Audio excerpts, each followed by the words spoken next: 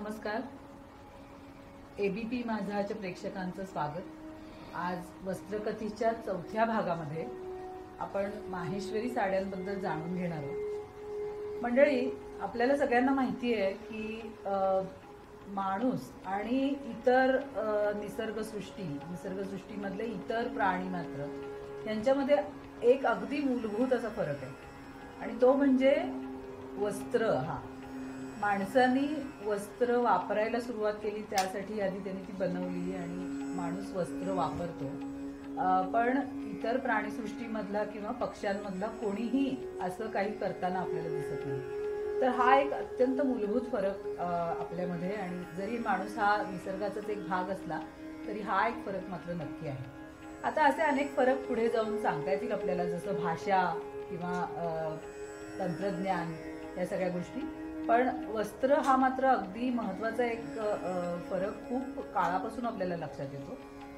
जी आपली त्वचा असते त्याला जोड म्हणून माणसांनी सुरुवातीला ही वस्त्र निर्माण केली खरी, पण हळूहळू त्याच्यामध्ये त्यांनी सुधारणा केल्या किंवा त्याच्यामध्ये ज्याला आपण म्हणतो की विकास केला त्या संकल्पनेचा, की अतिशय वैविध्यपूर्ण अशी वस्त्र संस्कृती आपल्याला जगभरामध्ये वेगवेगळ्या ठिकाणी बघायला मिळते. वस्त्रकथीच्या या मालिकेमध्ये आपण महाराष्ट्रातली वस्त्र परंपरा, त्याचा इतिहास आणि त्याच्यामध्ये ज्या काही वेगवेगळ्या टप्प्यांवरती वेगवेगळे बदल होत गेले तो सगळं जाणून घेतो आहोत वस्त्र संशोधक आणि वस्त्र रचनाकार श्री विनय नारकर यांच्याकडून. नमस्कार विनय. नमस्कार. या वस्त्रकथीच्या या भागामध्ये तुझं मनापासून स्वागत. आणि आज मला वाटतं तू निवडलेला आहेस आपल्या प्रेक्षकांना सांगण्यासाठी माहेश्वरी साड्या हा प्रकार. तर सुरुवात आपण अशी करूया की मराठी माणूस कुठे कुठे पोचला तिथे तिथे मराठी प्रकारची वस्त्र वापरली जातात, घातली जातात. आणि आपल्याला माहिती आहे की इतिहासाचा आपण थोडं इतिहासाकडे पाहिलं तर लक्षात येतं आपल्याला की 18व्या शतकामध्ये म्हणजे 17व्या शतकामध्ये शिवाजी महाराजांनी मराठ्यांचं राज्य स्थापलं आणि 18व्या शतकामध्ये खरोखर त्याचा विकास किंवा भरभराट मोठ्या प्रमाणावर झाली. आणि 18व्या शतकामध्ये जवळजवळ संपूर्ण भारत मराठ्यांनी पादाक्रांत केला आणि ते जिथं जिथं पोहोचले तिथं सगळीकडे मराठी संस्कृती पोहोचली आणि मराठी पद्धतीची वस्त्र पण पोहोचली. आणि याच्यात आपल्याला लक्षात येतं की ज्याला आपण आज बृहन महाराष्ट्र म्हणतो, की इंदूर किंवा ग्वालियर, त्याच्यानंतर दक्षिणेकडे जिंजी आणि तंजाऊर, नंतर पूर्वेकडे सुद्धा आसाम, बंगाल हे सगळे प्रांत मराठ्यांनी काबीज केले होते. आणि याच्यामध्ये काही आपल्याला असं दिसतं की जी मराठी महत्वाची घराणी होती, म्हणजे जसं बडोद्यामध्ये गायकवाड होते किंवा इंदूरला होळकर होते, ग्वालियरमध्ये शिंदे होते, तर या सगळ्यांनी आपल्याबरोबर मराठी संस्कृती तर नेलीच आणि त्यांनी संपूर्ण भारतभरातल्या जी काही सांस्कृतिक केंद्र होती, म्हणजे ती धार्मिक असतील किंवा वस्त्र परंपरेशी निगडीत असतील किंवा कला आणि संस्कृतीशी निगडीत असतील, त्या सगळ्या ठिकाणी त्यांनी आपलं वर्चस्व निर्माण केलं आणि मराठी संस्कृती आणि तिथली स्थानिक संस्कृती यांचा एक खूप सुंदर मिलाप झालेला आपल्याला बघायला मिळतो. कदाचित महेश्वरमध्ये जिथं अहिल्याबाई होळकरांचं राज्य होतं, त्यांची ती राजधानी होती नर्मदेच्या काठावरती, तर तिथे असंच झालं असेल. आपल्याला विनय आता हे जास्त विस्ताराने सांगेल. विनय, मला सांग की महेश्वरमध्ये वस्त्र परंपरा कधीपासून आहे? हो, आधी आपल्या इथल्या महेश्वर महादेव आणि अर्थातच अहिल्यादेवींचं स्मरण करून आपण ह्याची सुरुवात करूया. जसं तुम्ही म्हणालात की राज्यकर्ते, महाराष्ट्रातले राज्यकर्ते पूर्ण देशामध्ये वेगवेगळ्या भागात पसरले, तसं महेश्वरला किंवा इंदोरला योग होता की अहिल्यादेवींसारखी राज्यकर्ती मिळावी, जी इतकी धर्मपरायण होती, इतकी दूरदृष्टी असलेली होती आणि अतिशय कर्तृत्ववान. म्हणजे आपल्याला तसे समांतर फार कमी उदाहरणं सापडतील, इतकं मोठं कार्य देवींनी केलेलं आहे. असं वाटतं की प्रजा आणि प्रजा कल्याण हे त्यांच्या संपूर्ण विचाराच्या केंद्रस्थानी होतं. अगदी अगदी तेही होतं आणि तशी सौंदर्यदृष्टी सुद्धा होती. म्हणजे त्यात कोरडेपणा नव्हता, फक्त विकास आणि ह्या दृष्टीने. तर त्याच्यामधलं जे सौंदर्यदृष्टी होती त्याच्यात आपल्याला घाटावरचे काही गोष्टी दिसतात महेश्वरच्या घाटावरच्या, आणि त्याचीच परिणती आपल्याला तिथल्या वस्त्रांमध्ये दिसते. देवींना वाटलं की वेगवेगळ्या ठिकाणहून वस्त्र विकण्यासाठी, साड्या विकण्यासाठी त्यांच्याकडे व्यापारी येतात. त्यावेळेस त्यांच्या मनात साहजिकच आलं, त्या नगरला वाढलेल्या, नगरमध्ये वस्त्र संस्कृती महाराष्ट्रातली खूप चांगली होती, नगरच्या साड्या प्रसिद्ध होत्या, तर त्यांना तो संस्कार होता त्यांच्यावर. मग त्यांना वाटलं की मग आता त्यांनी इंदूरची राजधानी जेव्हा महेश्वरला तिथं स्थलांतरित केली, त्यांना वाटलं की आपल्याला ही आपली ओळख असलेली ही वस्त्र इथंच बनली पाहिजेत. आणि त्यांचंही अर्थात त्याच्या मागे विजन होतं, कशी वस्त्र हवीत. म्हणून सुरतच्या काही प्रामुख्याने सुरतच्या काही विणकरांना त्यांनी इथं आमंत्रित केलं. ती सुद्धा महाराष्ट्रातून स्थलांतरित झालेली साळवी किंवा साळी या समाजाचीच लोक होती. सुरुवातीला ती लोक तिथं आले आणि त्यांना काय सुरू करायचं, तर अर्थातच पहिला पर्याय असतो आपल्याकडे सुती वस्त्रांचा, जे आपलं मूळ वस्त्र आहे भारतीयांचं. आणि मला वाटतं सर्वसामान्यांना परवडणारं, त्यांना ज्याच्यामध्ये म्हणजे सगळी कामं करता येतील अशा पद्धतीचं सोयीचं असं वस्त्र, अगदी सोयीचं, तितकंच सुंदर, आपल्या वातावरणासाठी पूरक असं जे वस्त्र होतं, त्या सुतापासूनच देवींनी या वस्त्रांची सुरुवात केली. त्यांना सुती वस्त्र विणायला दिली आणि त्याच्यामध्ये काठांमध्ये आता जी महेश्वरचे जे घाट आहेत तिथलं, आता आम्ही महेश्वरला नुकतेच 7 दिवस राहून आलो. इतके नक्षी, ती नक्षी बघता बघता आम्हाला 4 दिवस बाहेरच लागले, मंदिरात पोहोचायला 5वा दिवस उजाडावा लागला. इतकी तिथं डिटेल्स आहेत, नक्षी आहेत, आणि मग तो सगळा रचनाकोश आहे विणकरांसाठी. आजही त्यातून प्रेरणा घेऊन आपण नक्षी बनवू शकतो, आजही साड्या बनवू शकतो. आम्ही सुद्धा त्याच्यावरून तसा प्रयत्न करतो. इतकं ते तिथं सगळं आहे, समृद्ध अशा पद्धतीची वास्तुकला. आणि मला वाटतं ती त्याच्याबरोबर बाकीची सगळी संस्कृती, म्हणजे ज्याला आपण म्हणतो संस्कृती अशा अर्थाने की धार्मिक सगळे रूढीरिवाज किंवा सण परंपरा, त्याच्याबरोबरचं खाद्य जीवन, हे सगळंच तिथं त्या वेळेला विकसित झालं असणार. आणि त्यात आतापर्यंत म्हणजे 18व्या शतकात ते झाल्यानंतर आज आपल्यापर्यंत आलंय ते वास्तुकला अर्थातच, कारण वास्तुकलेला खूप जास्त मोठं आयुष्य असतं, आणि वस्त्र परंपरा सुद्धा. तर तू आता सांगितलंस तसं तो विणकरांसाठी किंवा कुठल्याही कलाकारासाठी एक कोश असल्यासारखा इतक्या मोठ्या प्रमाणावर तिथे वास्तुकलेमधलं काम आपल्याला बघायला मिळतं. पण मग विणकरांचं काय पुढं, म्हणजे 18व्या शतकामध्ये तू म्हणालास तसं तिथे विणकर काही स्थायिक झाले किंवा त्यांनी आमंत्रित केलं असेल, किंवा महेश्वर हे एक राजधानीचं केंद्र असल्यामुळे सुद्धा मला वाटतं बरेच आजूबाजू म्हणजे महाराष्ट्रातले आणि गुजरातमधले विणकर तिथे आकर्षित झाले असतील, कारण तिथे बाजारपेठ असल्यामुळे त्यांना चांगला ग्राहक तिथे मिळत असेल.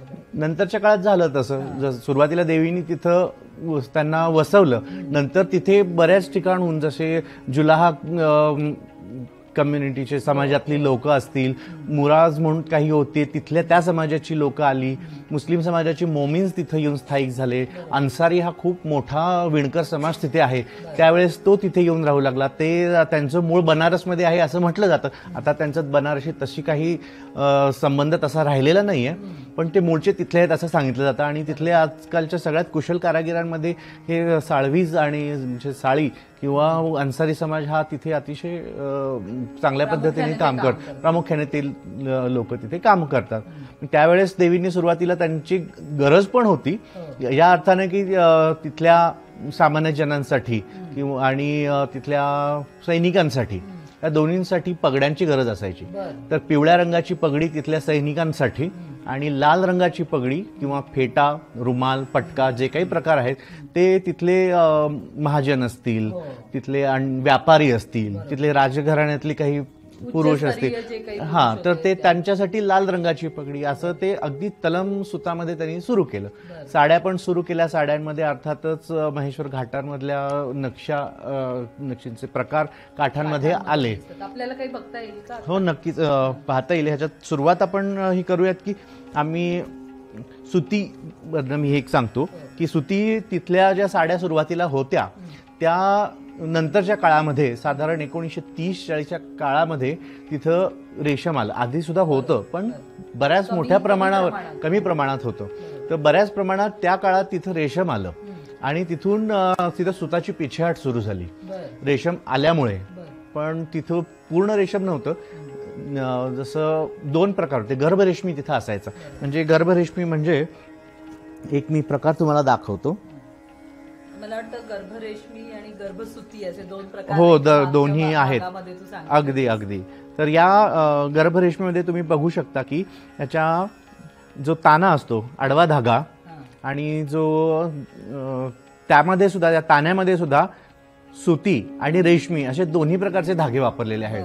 आणि जो बाणा असतो, उभा धागा, त्याच्यामध्ये सुद्धा सुताचा आणि रेशमी असे दोन्ही धागे वापरलेले आहेत. चौकडा थोडक्यात त्याचा होतो. त्याचा चौकडा होतो, पण हे कालांतराने हे सुद्धा नष्ट झालं आणि फक्त पूर्ण रेशमाचा ताना घेऊन त्याच्यावर सूत वापरलं जायला लागलं.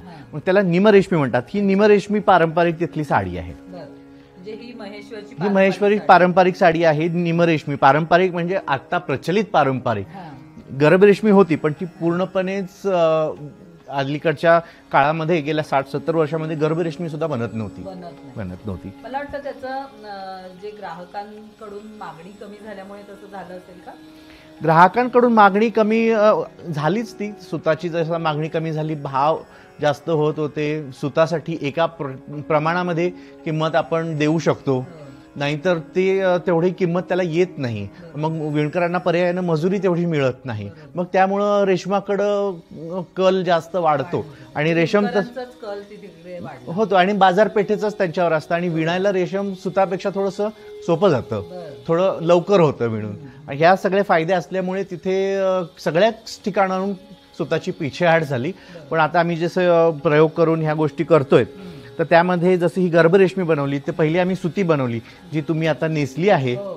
ही अगदी अहिल्यादेवींना एक मानवंदना म्हणून आम्ही त्यांच्याच पद्धतीने ही पांढरी आणि साधारण लाल काठ, तिथे खूप जास्त कॉन्ट्रास्ट विरोधी रंगांचा प्रयोग नसतो, त्याच्यामुळे थोडा मंद असे रंग घेऊन ही म्हणजे भडक नाहीये, तो सौम्य अगदी सौम्य असा लाल रंग आहे. तर देवींना एक मानवंदना म्हणून आम्ही ही साडी बनवली पूर्ण सुतामध्ये.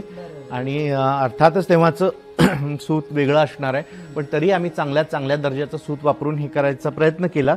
आणि रुद्रप्रिया असं नाव दिलं आम्ही. अहिल्या नाव न देता त्यांचा जो आराध्य दैवत होतं शंकर महादेव महेश्वर, तर त्याचं नाव देऊन आम्ही ही रुद्रप्रिया नावाची ही साडी बनवली. आणि मी आता ती तशी साडी घातलेली असल्यामुळे मी अगदी अधिकाराने सांगू शकते की ती खरोखरच त्याचा स्पर्श, त्याचा पोत, ह्या सगळ्या अत्यंत सुंदर अशा. हा, हेच महत्वाची एक संवेदनशीलता आहे. अगदी अगदी म्हणजे दिवसभर तुम्ही सुद्धा ती साडी नेसून राहू शकता. आणि ही एक संवेदनशीलता आहे की जी आपल्यामध्ये पुन्हा निर्माण होण्याची गरज आहे, की हे आपलं आहे आणि आपल्या वातावरणासाठी खूप पूरक आहे. जसं आपण म्हणत होतो की त्याचे काठांचे प्रकार, तर हे रुई फुलाचे काठ आहेत. आणि रुई फुल नक्षी ही आपल्या वास्तुकलेमध्ये सुद्धा मोठ्या हो तिथूनच त्याची चर्चा केलेलीच होती. आणि याच्यामध्ये हा जो चौकडा आहे ह्याला फुटाणी चौकडा म्हणतात.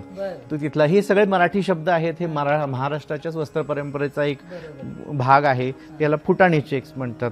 आणि हे आज गंडेरी पदर त्याच्या आकारावरून असेल का? म्हणजे त्या फुटाणी किंवा आपले जे काही प्रत्येक जसे मुगावर आधारलेला चौकडा असतो त्याला मुगव म्हणतात. जसं फुटाण्यांवर आधारलेला असतो त्याला फुटाणे. त्या आकारानुसार वेगवेगळी नावं त्याला दिली जातात. आणखीन तू काय सांगू शकशील, म्हणजे तुला काय सांगायला आवडेल की तिथलं जे काही सूत आणि रंग मुख्य, तर या सगळ्या ह्याच्यामुळे महेश्वरी साडीचं वैशिष्ट्य असं काय म्हटलं जातं? महेश्वरी साडीचं वैशिष्ट्य म्हणजे साधारण 2 ते 3 इंची छोटे काठ आणि वेगवेगळ्या प्रकारचा चौकडा, अंगचा चौकडा दोरव्याचा असतो तसा अंगचा चौकडा, खूप कमी विरोधी रंग, अशा ह्या गोष्टी, चौकड्याचे वेगवेगळे प्रकार, ही आणि गंडेरी पदर अर्थात, ह्या सगळ्या गोष्टी महेश्वरी साडीमध्ये आपल्याला ही वैशिष्ट्य झाली. महेश्वरी साडीची ही ओळख आहे. तसे आणखी एका प्रकारचे काठ आहे जे आम्ही सुती साडीमध्ये आता बनवलेत, याला तिथे हिरा काठ म्हणतात. तर हिरा काठ हा तिथला प्रकार आहे. त्याच्यामध्ये थोडासा आम्ही बदल केलाय आणि तशी साडी आम्ही आता हे सुतामध्ये बनवली आहे. हा त्याचा आपण बघू शकतो. हे हा त्याच्यामध्ये डायमंड शेप आहे हिरा काठ. सहसा हिरा दाखवण्यासाठी, हिरा दाखवण्यासाठी आपण आकृतीमध्ये जसा तो वापरतो आकार, तसा आकार त्याच्यामध्ये आहे. हा जरीचा गंडेरी पदर. हे थोडेसे असे आणि प्रकार. हे मला वाटतं तू म्हणतोस तसं फार विरोधी नसलेले म्हणजे हो. साडीचा रंग लाल काठाचा आणि रंग गुलाबी फार असे विरोधी फार फरक नसतात, फार विरोधी रंगांचा प्रयोग तिथे होत नाही.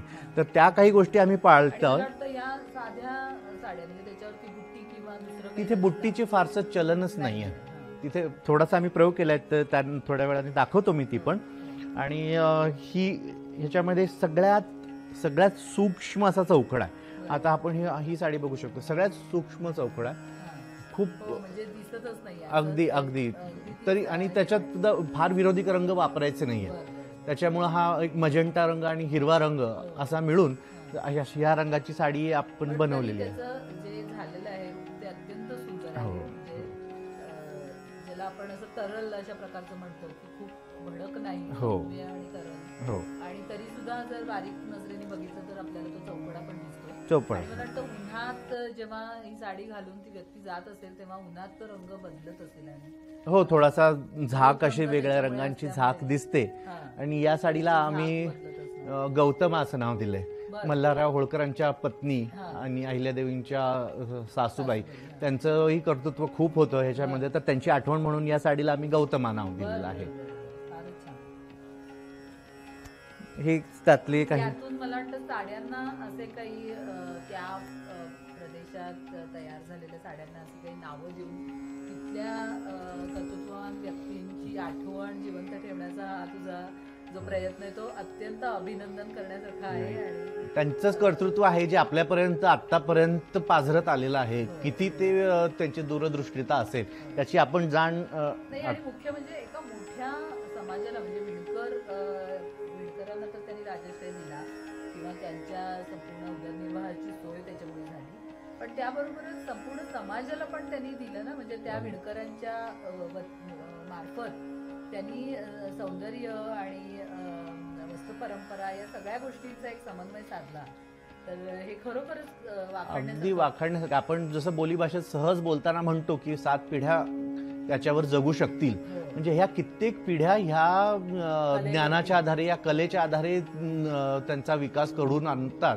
हे सुद्धा एका प्रकारे त्यांना त्या पिढ्यानपिढ्यांसाठी दिलेली ती संपत्ती आहे. म्हणजे वरदान असल्यासारखं आहे. अगदीच अगदीच. तुम्ही जर कष्ट केलेत आणि तुम्ही विचार केला दोन्ही, म्हणजे मला असं वाटतं की भारतीय कारागिरीचं हे वैशिष्ट्य आहे की कुठल्याही हस्तकलांचं किंवा त्यातल्या त्यात या हातमागची परंपरा आहे त्याच्यामध्ये, की त्याच्यात कष्ट आहेत पण त्याबरोबर सौंदर्य, विचार आणि बुद्धी ह्या पण गोष्टी महत्वाच्या आहेत. अगदी गांधीजी जे म्हणतात ना, बुद्धी आणि जिथे बुद्धी पण पाहिजे, हृदय पण पाहिजे, हातही पाहिजे, ह्यात तसा त्रिवेणी संगम पाहिजे, तसा विणकलेत होतो. त्याच्यामुळेच इतकं सौंदर्य निर्माण होतं. आता ही एक साडी आहे ज्याच्यात एक जुना पटका होता, तर त्याचे हे काठ होते. मग तो पटका खूप, आता पटक्यांचा अर्थातच तसं काही राहिलेलं नाहीये. मग त्यामुळे मला वाटलं की ह्याची आपण साडी बनवावी, म्हणून त्याच्या साधारण तशा नक्षीमध्ये आम्ही ही साडी बनवली. ही पण पूर्ण सुती आहे आणि याला तवा पदर आम्ही केला आहे. तवा पदर म्हणजे काय? तवा म्हणजे ह्याचा टिश्यू असतो, जसा पैठणीला पूर्ण दाट सोनेरी जरीनी विणला जातो आणि त्याच्यावर मग काम केलं जातं, तर तसा हा पूर्ण प्लेन असा ह्याला तवा म्हटलं जातं. टिश्यू आहे. म्हणजे तो असा एक चमकदार असा तो एक हो हो पूर्ण रंगापेक्षा वेगळा आणि चमकदार. हो, म्हणजे इथे ह्याच्या ताण्या बाण्यामध्ये दोन्हीकडे सूत आहे, तर ह्याच्या ताण्यामध्ये सूत आहे आणि बाण्यामध्ये फक्त जर आहे. जर आहे त्याच्यामुळे तो असा चमचमणारा असा एक हे तयार. हो, आणि तिथली अशी आणखी परंपरा अशी आहे की काठाचीच नक्षी पुन्हा 2 पट्ट्यांमध्ये पदरावर येते. ती महेश्वरची एक खूण आहे, तर त्याची एक आठवण म्हणून फक्त त्याच्या आगेमागे आम्ही तसं हे टाकलेलं आहे. तर मूळ तसंच ठेवून त्याच्यात आमचे जे काही आम्हाला रचना बघायला आवडेल अशा पद्धतीने थोडेफार बदल करून ह्या साड्या आम्ही बनवल्या. मला असं वाटतं की त्या हातमागाच्या परंपरेत किंवा एखाद्या ठिकाणचं जे वैशिष्ट्य असतं त्याच्या परंपरेत सुद्धा ही सूट प्रत्येक वेळच्या रचनाकाराला असणार, की साधारण एक चौकट ही आखून दिलेली आहे आणि त्याच्यात त्यांनी प्रयोग करायचा आहे. असणार आणि असलीच पाहिजे. एक रचनाकार म्हणून मला असं वाटतं की मला काही काही गोष्टी मला या परंपरेबाबत मला मांडायच्या आहेत, ज्या मला माझ्या आकलनात मध्ये आलेल्या आहेत. जसं माझं इरकलचं जे मला लहानपणापासून मी त्या साड्या बघितल्या आहेत, पण त्याचं एक रूप माझ्या मनात साकारलेलं आहे. ते पण मला ते अगदी प्रत्यक्षात आणायचं आहे. तसंच आहे की इथं आपण म्हणाल्याप्रमाणे त्याच्यावर बुट्टी नाही आहे पारंपरिक महेश्वर साड्यांमध्ये, पण त्याच्यामुळे काय होतं, विणकरांना मजुरी कमी मिळते, किमती त्याच्या कमी राहतात. मग त्याच्यामुळे आम्ही हाही एक प्रयोग करतोय आता. पहिल्यांदा मी करतोय असं नाही, अधूनमधून ह्याचे प्रयोग झाले आहे बुट्टीचे. तर पण मी ठरवून असं करतोय की विणकरांना तिथे जास्त मजुरी मिळावी म्हणून ह्याच्यावर आम्ही ही बुट्टेदार अशी हीच साडी आत्ताची ही बुट्टेदार, याचं नाव आम्ही ही अगदी राजसी व्यक्तिमत्व होईल ही साडी नेसून म्हणून राजस असं नाव या साडीला आम्ही दिलेलं आहे. तरी बुट्टेदार अशी ही गर्भसुती आहे, जसं तुम्ही म्हणालात की आता हा सुताचा पूर्ण ताना आहे आणि त्याच्यावर रेशम विणलेलं आहे आणि गर्भसुती साडी. मला असं सांग की 18व्या शतकानंतर त्याचा विकास झाला, 19व्या शतकामध्ये ते आलं आणि नंतर 20व्या शतकामध्ये त्याचं काय रूप झालं? कारण आपण ऐकतो की काही लोकांनी प्रयत्न केले पुन्हा महेश्वरची वस्त्र परंपरा पुनरुज्जीवित करण्यासाठी, त्याच्याबद्दल थोडंसं सांग. हो, जसे इंग्रजांच्या ह्या सगळ्या आक्रमणानंतर आणि इंग्रजांनी जे काही मूलभूत दृष्ट्या आपला विणकाम थांबावं म्हणून जे काही प्रयत्न केले त्यातूनही तग धरून आपल्या परंपरा शिल्लक राहिल्या. आणि काही अशी व्यक्तिमत्व होती की ज्यांनी या प्रकाराला पुनरुज्जीवन करण्याचं, जसं आपण कमलादेवींचं नाव घेतो तसं कमलादेवी चट्टोपाध्यायांनी जसं स्वातंत्र्यानंतर लगेचच नेहरूंच्या नेतृत्वाखाली हे प्रयोग सुरू केले. तर त्याच्यानंतर आपल्याला दिसतं की महेश्वरमध्ये सॅलीजी होळकर ह्या तिथल्या राजघराण्यातील व्यक्ती, हां, तर सॅलीजी, तर त्यांनी खूप दूरदृष्टीता दाखवून तिथले पुन्हा विणकरांना काम मिळवून द्यायसाठी, तिथल्या पारंपरिक जे काही रचना आहेत त्या पुन्हा आणण्यासाठी आणि त्यांना चांगलं बाजारपेठ उपलब्ध करून देण्यासाठी त्यांनी बरेच प्रयत्न केले. आणि रेहवा ही संस्था उभारली. त्या रेहवा संस्थेत आजही मोठं काम चालतं. त्यांनी वुमन व्यू म्हणून ही संस्था उभारली आणि रेहवासाठी आज माननीय यशवंतरावजी पण खूप चांगलं कार्य करत आहेत. तर त्यांच्यामुळे ज्या आधारस्तंभ असल्यामुळे सुद्धा महेश्वरची पुन्हा एकदा भरभराट झाली आणि लोकांना पुन्हा महेश्वर साड्यांची ओळख पटली. समकालीन रूप देणं हा पण एक या दोन्ही संस्थांचं हे होता, मला योगदान होतं. कारण मी असं ऐकलं की तिथे साड्यांच्या बरोबरीने बाकीच्या प्रकारचे म्हणजे जसं ओढण्या असतील किंवा स्टोल्स असतील किंवा पडद्यांची कापडं असतील किंवा एकूणच लाईफस्टाईल जे ॲक्सेसरीज लागतात त्याच्यासाठी. हो, आजच्या काळाशी सुसंगत आपल्या आणि ज्या आजच्या राहणीमानासाठी ज्या गोष्टी लागतात त्या सगळ्याच गोष्टींमध्ये ह्या वस्त्र परंपरा परावर्तित व्हाव्यात म्हणून त्यांनी ते प्रयत्न केले. बऱ्याच ठिकाणी असे प्रयत्न होतात, पण इथले महेश्वरचे सॅलेजींचे प्रयत्न खूपच वाखाणण्याजोगे आहेत. तर त्यातनं खूप शिकण्यासारखं आहे. तर त्यांनी तुम्ही जे म्हणालात ते सगळे वस्त्र प्रकार त्याच्यामध्ये आणले जेणेकरून ती परंपराही शिल्लक राहते, विणकरांच्या हाताला कामही मिळतं आणि त्याचा विस्तारही होतो. म्हणजे हे थोडंसं यंत्रमागाचं जे आक्रमण संपूर्ण संस्कृतीवरती झालेलं आहे त्याला थोडासा हे करण्याचा हा प्रयत्न आहे असं मला वाटतं. म्हणजे ते काय संपूर्णपणे त्याच्याशी स्पर्धा होऊ शकत नाही, कारण आता जी जगाची लोकसंख्या आहे त्या सगळ्या लोकसंख्येने जर हातमागावरची वस्तू वापरायची म्हटलं तर ते शक्य नाही तेवढं बनवणं आणि त्यामुळे यंत्रमागाला तर पर्याय नाही. पण तरी सुद्धा निदान या सगळ्या ज्या वैशिष्ट्ये आता आपण बोललो की त्या कपड्यांचा पोत स्पर्श किंवा त्यांची हवामानाशी सुसंगत असण्याची जी काही क्षमता आहे आणि शिवाय सौंदर्यदृष्टी त्याच्यातून भारतीय सौंदर्य परंपरांचा विकास, तर ही जी सगळी वैशिष्ट्ये आहेत ती फक्त हातमाग परंपरेत अगदी तीच आहेत. आणि आपण म्हटल्याप्रमाणे आपण जेवढे काही प्रयत्न करू शकू तेवढे केले पाहिजेत. सगळे पुरेसे पडतील नाही पडतील, पण प्रत्येकाने आपला जो संवेदनशील आहे या विषयाबाबत त्यांनी आपला वाटा उचलला पाहिजे. मला तेच वाटतं की तुमचं वॉर्डरोब सगळा यंत्रमागावरच्या कपड्यांनी आणि वस्त्रांनी भरलेला असला तरी काही त्यातले वस्त्र आणि कपडे आपण हातमागावरती बनवलेल्या कापडाचे असावेत असा प्रयत्न जर प्रत्येकाने केला तर या परंपरा जिवंत राहायला नक्कीच अगदीच. किंवा निदान काही विशेष प्रसंगी आपण जे कपडे घालतो, सणावारांना जे कपडे घालतो ते कपडे जर आपण हातमागावर बनवलेले घातले, कारण आता मला वाटतं बऱ्याच अशा हातमाग केंद्रां म्हणजे जिथे पूर्वी हातमागाची परंपरा होती अशा सगळ्या केंद्रांवरून असे पुनरुज्जीवनाचे प्रयत्न चालू आहेत. बऱ्याच ठिकाणून चालू आहेत. कित्येक लुप्त झालेल्या परंपरा शोधून काढल्या जात आहेत आणि त्याच्यावर काम होतंय. गेल्या 10 वर्षांपेक्षा चांगलंच आश्वासक चित्र सध्या आहे. मला वाटतं विनय सारख्या डिझायनर्स, रचनाकारांचं आणि संशोधकांचं कारण प्रत्येक रचनेच्या मागं केवढं मोठं संशोधन आहे हे आता आपण वस्तकथेच्या या मालिकेमध्ये वेगवेगळ्या भागांमधून बघतोय की एक एक परंपरा शोधण्यासाठी आणि मुख्य ती मूळ परंपरा काय होती हे समजून घेणं फार आधी गरजेचं आहे. मग त्याची तोडमोड करून तुम्हाला नवं काही नक्कीच तुम्ही निर्माण करा, पण आधी त्या परंपरेचा अभ्यास झाला पाहिजे, ती परंपरा समजून घेतली पाहिजे. मग याचं उदाहरण म्हणून मी आता विषय आला तर ही एक साडी दाखवू इच्छितो. जशी परंपरेमध्ये आता ह्या महेश्वरच्या परंपरेमध्ये जसे प्रत्येकच परंपरेमध्ये काही एलिमेंट्स असतात, काही तत्व असतात की जसं आपण कळस पाकळी म्हटलं म्हणजे याचा अर्थ बुगडी आहे, जसे कट्यार आहे आणि ह्या सगळ्या हिराकाठ म्हटलं, रुईफूल म्हटलं. तसंच एक मुठडा म्हणून महेश्वरमध्ये आहे ज्याला आपण मोतीचूर म्हणतो, तर ते काठांमध्ये त्याचा वापर केला जातो. तर मला एक साडी साधारण त्याचा रेफरन्स आता होता की ती सातारची आहे मूळची, अशी साडी एका संग्रहालयात पाहायला मिळाली की त्याच्यामध्ये तो मुठडा आहे हा पूर्ण साडीवर आडव्या रेषा त्याच्या होत्या. मग त्याच्यावरून मी माझ्या स्वतःचं काय जे काही मला जे माझ्या मनात उमटलं ते या साडीमधून बनवलं आहे. ते सगळे मुठडे हे म्हणजे मोतीचूर ह्या साडीच्या अशा आडव्या पट्ट्यांमध्ये आम्ही हे करून संपूर्ण साडीवर विणलेलं आहे. म्हणजे ते तत्व तिथलंच आहे, पण त्याचं जे प्रकट शैली आहे ती थोडीशी वेगळी आहे.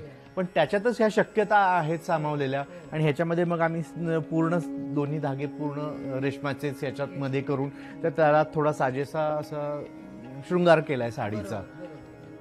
आणि त्याच्यामधून म्हणजे ती एका अर्थाने आपण त्या परंपरेशी जोडले जात आहोत, पण त्याच वेळेला आपण समकालीनही आहोत. हे दोन्ही गोष्टी त्याच्यामध्ये आपल्याला विसरता येत नाही की आपण सध्या 21व्या शतकामध्ये आहोत, हे भान ठेवलंच पाहिजे. संशोधन आणि मग त्याच्यानंतर रचना, तर या दोन्ही अत्यंत सृजनात्मक प्रक्रियांमधून मग ह्या साड्या तयार होतात.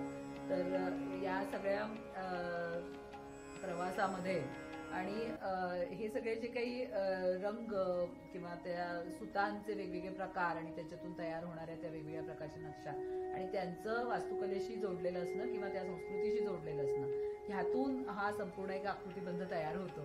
आणि तो बघायला तर सुंदर आहे, शिवाय वापरायसाठी सुद्धा सुंदर आहे. तर आजच्या आपल्या भागामध्ये आपण महेश्वरी साड्या किंवा महेश्वरी वस्त्र परंपरा याची ओळख करून घेतली. आणि विनय, आम्हाला तू हे खूपच विस्ताराने छान घडून दाखवलंस, त्याबद्दल मनापासून आभार. आणि या वस्त्रकथेच्या 4थ्या भागामध्ये आम्ही आपली रजा घेतोय. नमस्कार. एबीपी माझा, उघडा डोळे बघा नीट.